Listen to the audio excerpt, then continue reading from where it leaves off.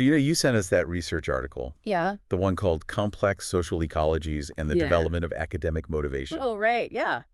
And, well, it really got us thinking. It was like, what makes a student want to learn? That motivation, it's got to be way more than just what's going on in their head. Absolutely. Yeah. It really struck us too. Like, there's a whole world of influences shaping that. Right. Totally. And that's exactly what we're going to dive into today. It's like going beyond the usual suspects, those individual factors we always hear about with student motivation. Right, right. Like, those ideas are important, but They're just one piece of the puzzle. yeah, and this article, it gives us this much bigger, more interconnected system to think about. Exactly. And it's all built around this idea of, get this, complex, dynamic, multi-level social ecologies. Yeah, mouthful. Right. It is, but it's Oh. powerful stuff. It really is. And the article's argument, it's basically saying that when we just zero in on like one or two things that drive motivation, we totally miss how all these different elements work together. And that's what we're going to unpack for you today. This whole idea of overlapping ecologies, the article suggests that by really understanding that, we can come up with a way more complete, more practical understanding of what really gets students fired up about learning. Okay, so where do we even start with all this? Well, I think the best place to start is at that most immediate level, where the learning's actually happening. Okay, so the classroom? Exactly, what the article calls microsystems. Now, on the surface, you might think, okay, a classroom, pretty simple, right? Yeah, I mean, desks, chairs, a whiteboard, what's so complex? Oh, that's just it.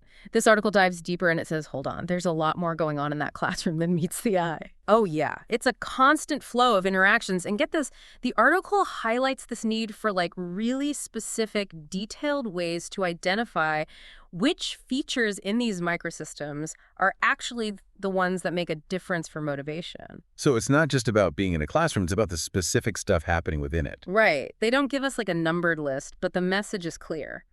We've got to dig deep into all the little things happening in that space. Even the subtle stuff can have a huge impact, and that's something you might miss if you're just focusing on, say, the curriculum or the textbook. So we need a magnifying glass, basically. Exactly, and one of the biggest things under that magnifying glass, one of the most important elements in these classroom microsystems, is relationships. Okay, yeah, that makes sense.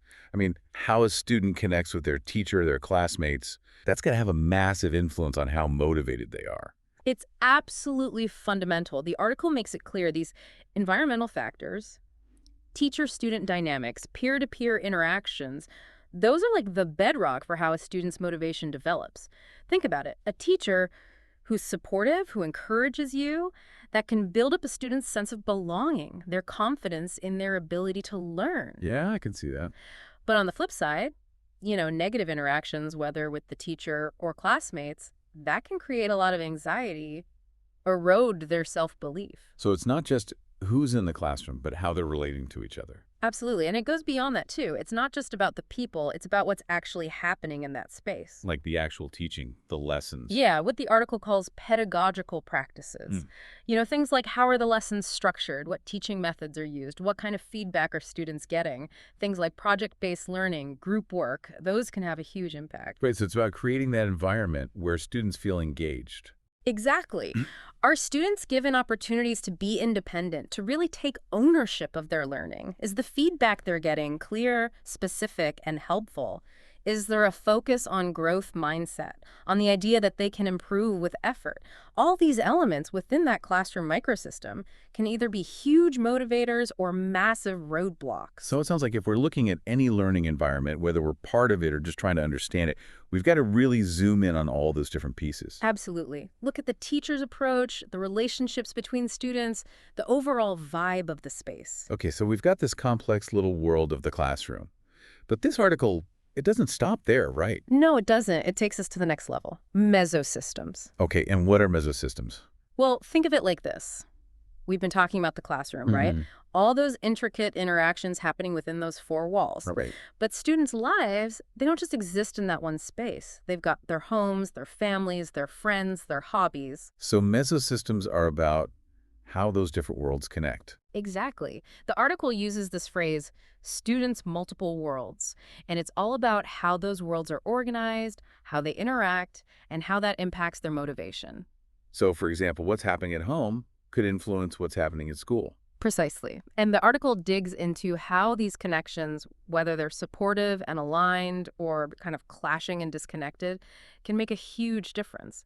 If a student's getting encouragement and reinforcement for learning at home, that can really boost their motivation at school. Yeah, it's like that support from home is amplifying what's happening in the classroom. Exactly. But on the other hand, if there's conflict, if they're getting negative messages about school from their family, well, that can really undermine everything. And the article, it actually pulls in some other research here, huh? Yeah, it mentions a lot of the work that's been done on parental involvement. Like, how involved are parents in their child's education? Are they engaged? Do they value learning? That has a big impact on the mesosystem. Right, so a parent who's actively involved, who's encouraging their child, that can really reinforce those positive messages the student's getting at school. Exactly. But if the parent's not involved, or even worse, if they're sending negative messages about school, well, that can create a real disconnect, and that can seriously impact the student's motivation. So the big takeaway here is that we can't just look at school in isolation. Right.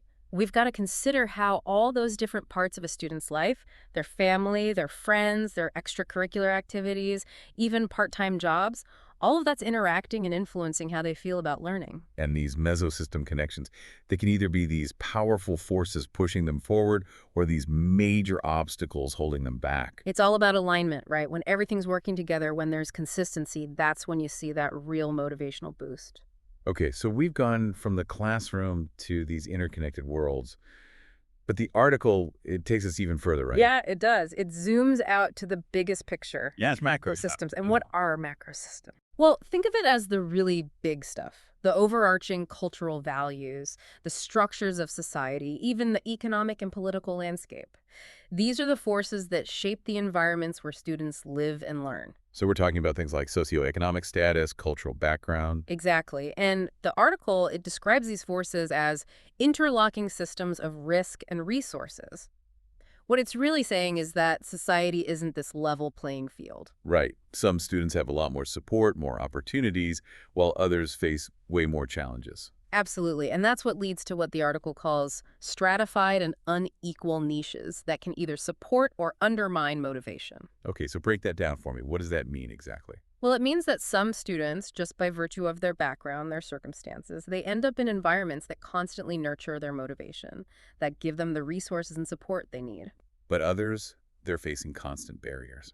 Exactly. Things like poverty, lack of access to quality education, even prejudice and discrimination. These are all macro-level factors that can have a huge impact on a student's motivation. So it's not just about what's happening in the classroom or even in the student's home life. Right. It's about those larger societal forces that are at play. And the article, it gives some really specific examples of how these macro systems influence motivation, right? Oh, yeah. It talks about things like cultural relevance in the curriculum. Like, does the curriculum reflect the experiences and backgrounds of all students? It also talks about the prevalence of stereotypes and biases. These aren't just little individual hurdles, they're often baked into the system. So we've got these microsystems, mesosystems, and macrosystems. It's like layers of an onion, right? Exactly, and the article makes a really important point. This whole framework, it's not just about categorizing things, it's about seeing how everything fits together. Okay, so how does it help us understand motivation better? Well, think about all those individual factors that other motivation theories focus on. Things like a student's self-efficacy, their belief in themselves, their goals.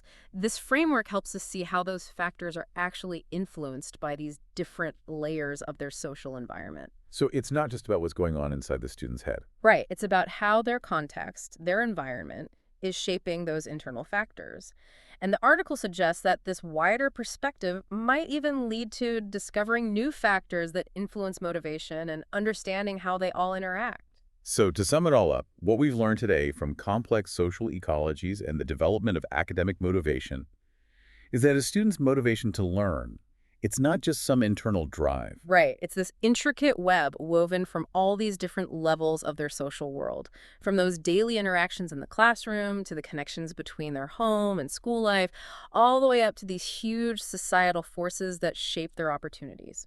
It's like this article saying, hey, if you want to understand motivation, you can't just look at the individual. Exactly. You got to zoom out, see the whole picture, understand those complex social ecologies. So for you, our listener, as you think about the learning experiences you're interested in, maybe your own or maybe someone else's, I want you to think about that immediate learning environment. That microsystem. Yeah, what are the relationships like? What are the teaching practices? What's the overall vibe? And then zoom out a bit. To the mesosystem. Right. How are the different parts of that person's life, their family, their friends, how are those interacting and influencing their motivation? Are they all pushing in the same direction, or are they creating conflict? And don't forget to zoom out even further. To the macro systems. Exactly. Yep. What are those larger societal forces at play? Things like socioeconomic status, cultural background, those can have a huge impact that we might not even realize. It's like this article gives us this new lens to see motivation through.